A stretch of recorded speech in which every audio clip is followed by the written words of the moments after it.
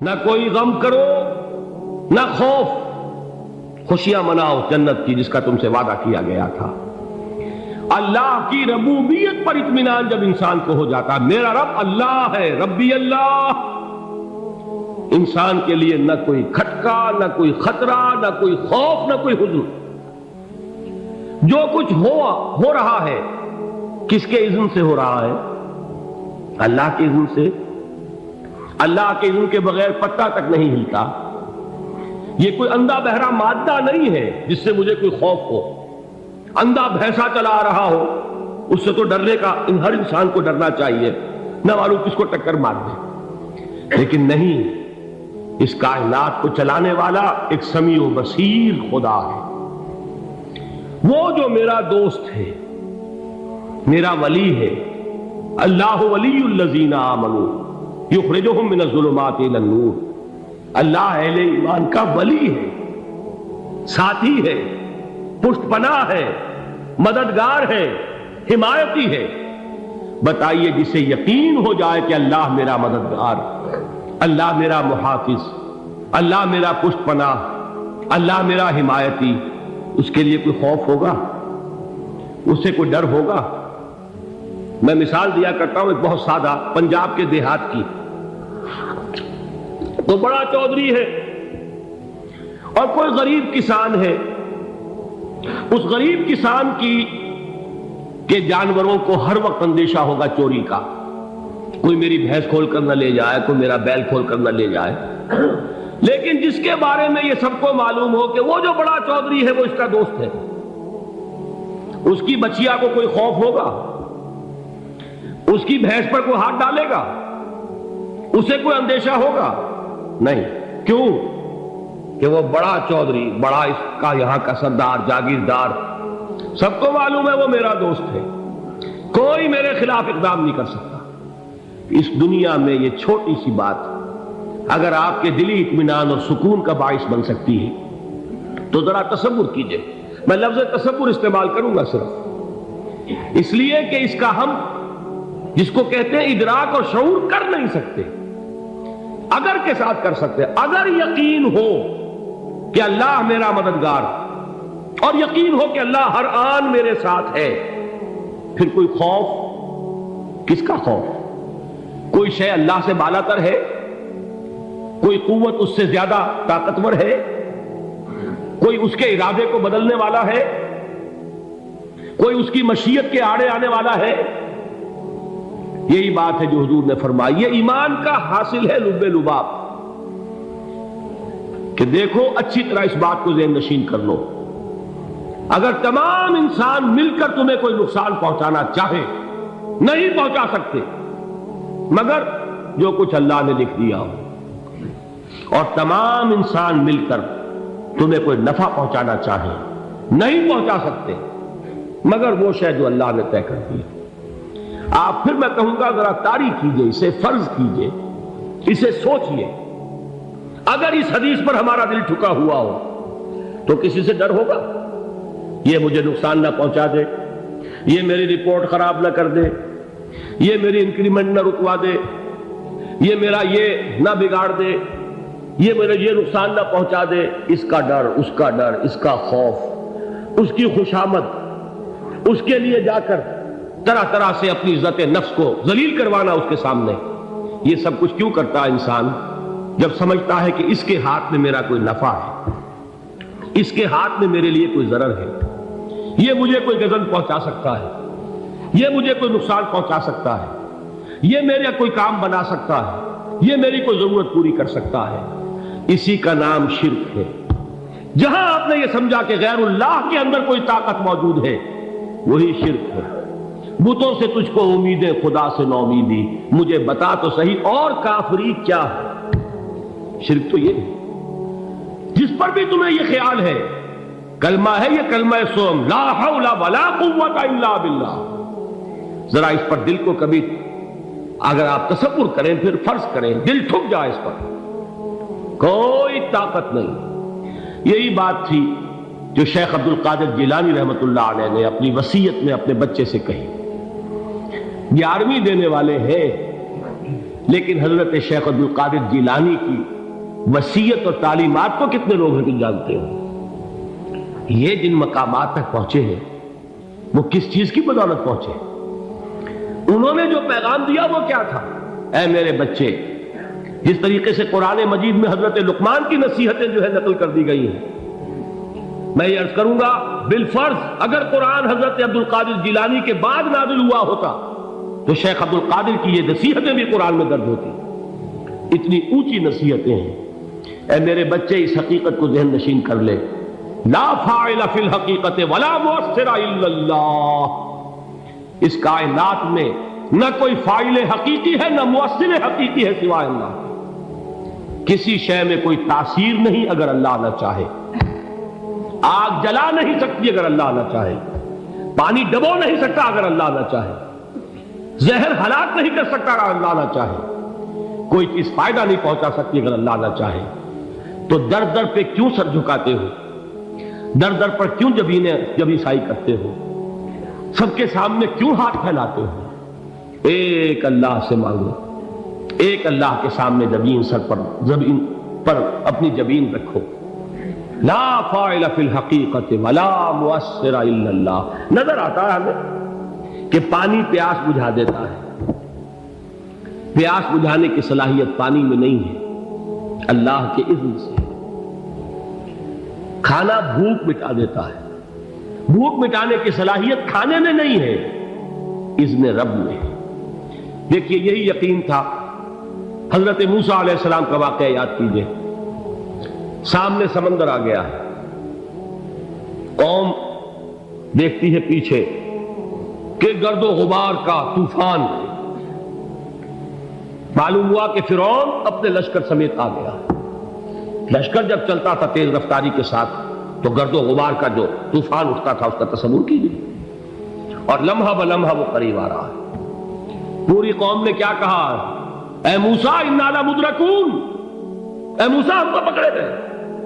قرآن مجید نے تو یہاں وہ باتیں نہیں لکھی ہیں، لیکن تورات میں یہ درج ہے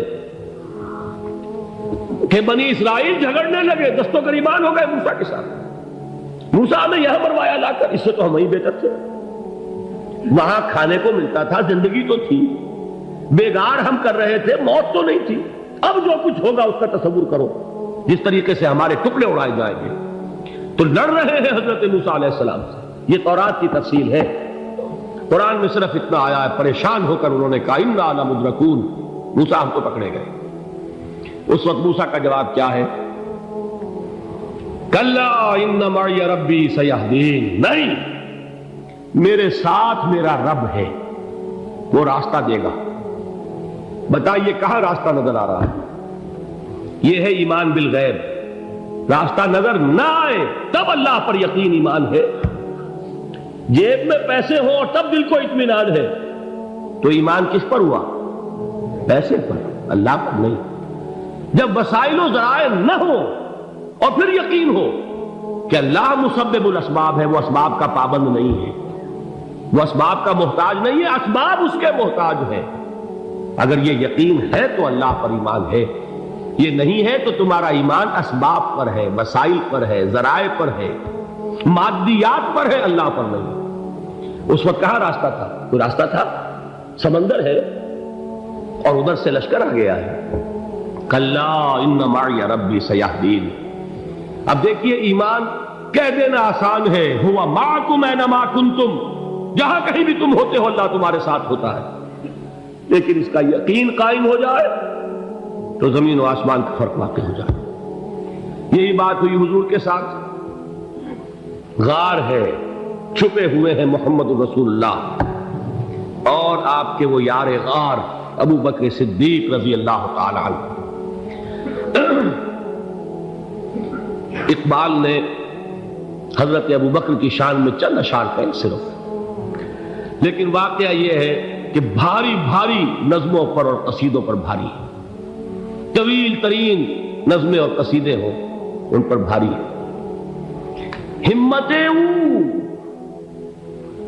ابو بکر کی ہمت جو ہے، کشت ملت را چوں ابر، جیسے بارش سے کھیتی اپجتی ہے، ابو بکر کی ہمت اور عزیمت اس امت کو اسی طرح سینچنے والی ہے۔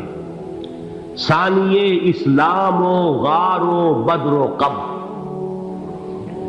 وہ دوسرے تھے اسلام میں، دوسرے پہلے کون تھے؟ انا اول المومنین، حضور فرماتے ہیں سب سے پہلا ایمان لانے والا میں، دوسرے ابو بکر۔ ویسے ہمارے ہاں یہ چلتا ہے اختلاف، حضرت علی پہلے ہیں کہ حضرت ابو بکر پہلے ہیں، لیکن اس میں بڑی خوبصورت تطبیق قائم کی ہے علماء نے، اور بہت صحیح ہے۔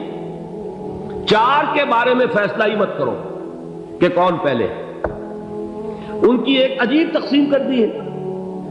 آزاد مردوں میں، بالغ مردوں میں سب سے پہلے ابو بکر، بچوں میں سب سے پہلے علی، خواتین میں سب سے پہلے خدیجہ، اور غلاموں میں سب سے پہلے زید بن حارثہ۔ بڑی پیاری تقسیم ہے، یہ چاروں ہی پہلے ہیں، ہر ایک کے لیے اولیت ہے۔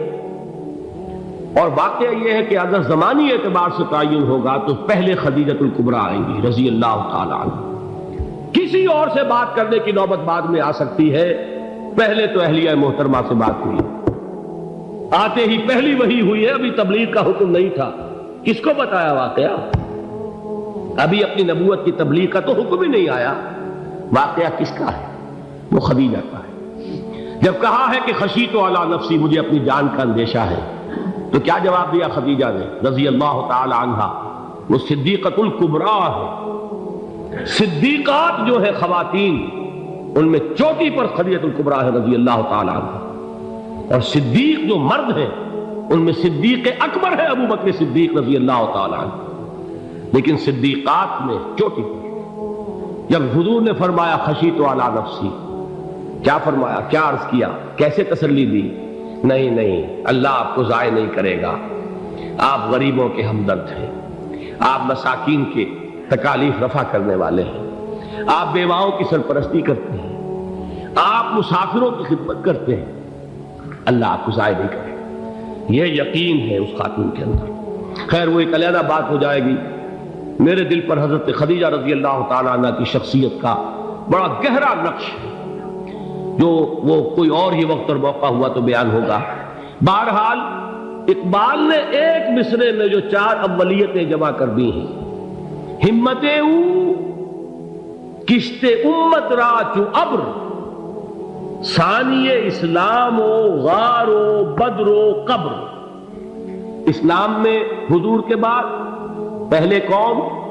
ابو بکر۔ غار میں حضور کے ساتھ کون؟ ابو بکر۔ بدر کی رات اللہ کا رسول سر سجود، وہ جھاڑ، وہ گھاس پھوس کی جو جھوپڑی بنائی گئی تھی، اور وہاں تلوار ننگی لے کر پہرا دینے والا کون؟ ابو بکر۔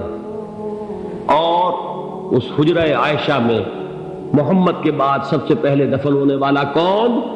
ابو بکر رضی اللہ تعالی عنہ وصلی اللہ علیہ وسلم۔ وہ جو معاملہ میں سنا رہا تھا غار ثور کا، حضرت ابو بکر بھی حضور کے خیال سے لرز گئے ہیں۔ آپ کو یاد ہوگا کہ جا کر پہلے تمام جتنے سوراخ تھے انہیں بند کیا ہے، ایک سوراخ رہ گیا تھا جس کو بند کرنے کے لیے کوئی کپڑا نہیں تھا، وہاں اپنی ایڑی رکھی ہے، تب کہا ہے حضور سے تشریف لائیے، اور اپنے زانو پر حضور کو لٹایا ہے، اور وہاں کسی موذی جانور نے کاٹا ہے، حضور کی آنکھ لگ گئی تھی، اس وقت اس بل کے اندر جو بھی بچھو ہے کیا ہے واللہ عالم، اس نے کاٹا ہے، اس کی تکلیف کی وجہ سے ابو بکر کی آنکھوں سے آنسو ٹپک گئے، حضور کے چہرے مبارک پر پڑے ہیں، تو حضور جاگے ہیں، معاملہ کیا ہے؟ ایڑی نہیں ہٹائی وہاں سے، مبادا وہ جانور وہاں سے نکل کر محمد الرسول اللہ کو کوئی گزن پہنچا دے، ابو بکر کی ایڑی ہے، جس طرح چاہے کھا لے، ختم کر دے، جان نکل جائے تب کوئی آنچ آئے، محمد پر تو آئے، لیکن جیتے جی نہیں۔ وہ ہے ابو بکر۔ حضور کے خیال سے اس وقت حضور نے پھر اپنا لعاب دہن لگایا ہے، اور اس سے پھر آپ کی تکلیف ختم ہوئی۔ جیسے خیبر میں حضرت علی کی آنکھ دکھ رہی تھی، اس کو جو شفا حاصل ہوئی ہے وہ بھی حضور کے لعاب دہن سے ہوئی۔ تو بہرحال اس وقت انہوں نے کہا ہے کہ اے نبی یا رسول اللہ، اگر اس وقت ان میں سے کسی نے غیر ارادی طور پر بھی اپنے قدموں کی طرف جھانک لیا تو پکڑے جائے، کیا جواب تھا اللہ کے رسول کا؟ لا تحزن ان اللہ معنا، اللہ ہمارے ساتھ ہے، کیوں گھبراتے ہو ابو بکر؟ یہ ہے ایمان باللہ، میرا مالک اللہ، میرا رازق اللہ، میرا محافظ اللہ، میرا مددگار اللہ، میرا پشت پناہ اللہ، میرا دوست اللہ۔